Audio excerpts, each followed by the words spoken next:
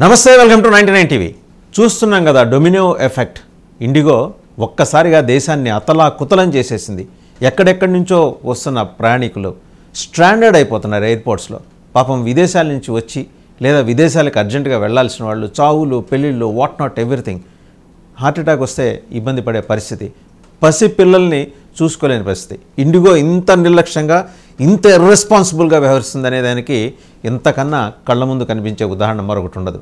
దాదాపు ఏడాది క్రితం డీజీసీఏ ఈ ఫ్లైట్ డ్యూటీ టైమింగ్స్ లిమిటేషన్స్కి సంబంధించిన స్పష్టమైన ఆదేశాలు ఇచ్చిన తర్వాత కూడా ఏం పీకుతుందిలే డీజీసీ అనే ధోరణిలో వీళ్ళు వ్యవహరించారంటే అటు డీజీసీఏ నిర్లక్ష్యము ఉంది, ఇండిగో తెంపరితనం కూడా ఉంది. ఆ డొమినో ఎఫెక్ట్ కారణంగా ఒక మాట మాట్లాడితే క్యాస్కేడింగ్ ఎఫెక్ట్, 1 by 1 ఒక ఫ్లైట్ క్యాన్సిల్ అయితే దాన్ని పర్యవసానాలు ఎలా ఉంటాయి, ఇమీడియట్ ఆల్టర్నేటివ్స్ ఏమి ఉంటాయి చూసుకోవటం. ఆల్టర్నేటివ్స్ అందరూ చూసుకోలేకపోవచ్చు, బడ్జెట్ లిమిటేషన్స్ ఉంటాయి. ఈ డొమినో ఎఫెక్ట్ ఏంటి అసలు ఒకసారి కనుక మాట్లాడితే అతి పెద్ద సంక్షోభం ఇవాళ ఇండిగో ఎదుర్కొంటున్నది. Flight timings, fly hours 8 hours ఉంటే 12 గంటలు 14 గంటలు పని చేయిస్తూ వాళ్ళ పైలట్స్ చేత బానిసల మాదిరి చూస్తుంది ఇండిగో అని చెప్పేసి ఇండిగో సిబ్బంది సోషల్ మీడియాలో పెడుతున్న పోస్టులు, ఎనానిమస్ పోస్టులు చూస్తుంటే బానిసలు, స్లేవ్స్ మాదిరి చూస్తుంది. అండ్ పైలట్ల మీద ఉండే ఒత్తిడి, మానసిక ఒత్తిడి, వాళ్ళ ఆరోగ్యం దెబ్బతింటుంది. సో ఇన్ని రకాల ఒత్తిళ్ళు ఎందుకు తీసుకుంటుంది అంటే జస్ట్ మీ ప్రాఫిట్ మీరు చూసుకుంటారు, ప్రయాణికుల ప్రాణాలు గాల్లో వదిలేస్తారు. ఎయిర్ ఇండియా ఇన్సిడెంట్, ఆ దుర్ఘటన మనం మర్చిపోలా. ఎయిర్ ఇండియాలో చిన్న జస్ట్ ఒక 24 చెక్స్ ఉంటాయి. ఒక చెక్కి ఆయన చెక్ అని పైలట్ అంటే కోపైలట్ ఎస్ చెక్డ్ ఒకే ఒక బటన్ దగ్గర అది మిస్ అవడంతో అహ్మదాబాద్ దుర్ఘటన మనం కళ్ళ ముందు చూసాం. ఇండిగో అలాంటిది కావాలని కోరుకుందా? ఎంత నిర్లక్ష్యం ఇది.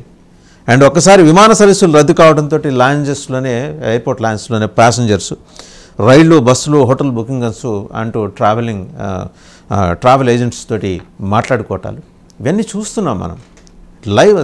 ఇవాళ న్యూస్ ఛానల్స్ పెడితే 24 గంటల న్యూస్ ఛానల్స్లో 18 నుంచి 20 గంటలు అచ్చంగా హెడ్లైన్స్ ఇవే ఉంటున్నాయి, స్పెషల్ స్టోరీస్ ఇవే ఉంటున్నాయి.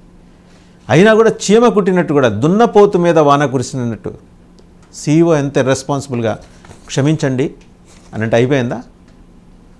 ఒకసారి చూద్దాం. ఫ్లైట్ క్యాన్సిల్ కాగానే రేట్లు ఎలా పెరిగిపోయినాయి అనేది.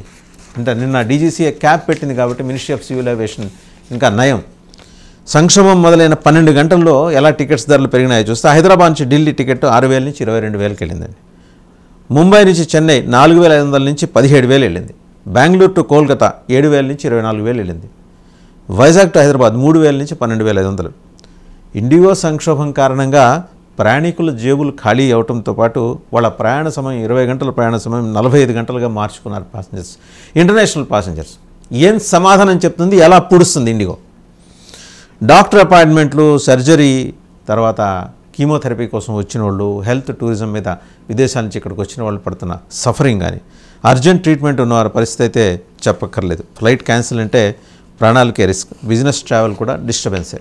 ఇది మొత్తానికి డొమినో ఎఫెక్ట్. నష్టం ఇండిగోకి కాదు వచ్చింది, నష్టం భారత పౌర విమానయాన వ్యవస్థకు వచ్చింది.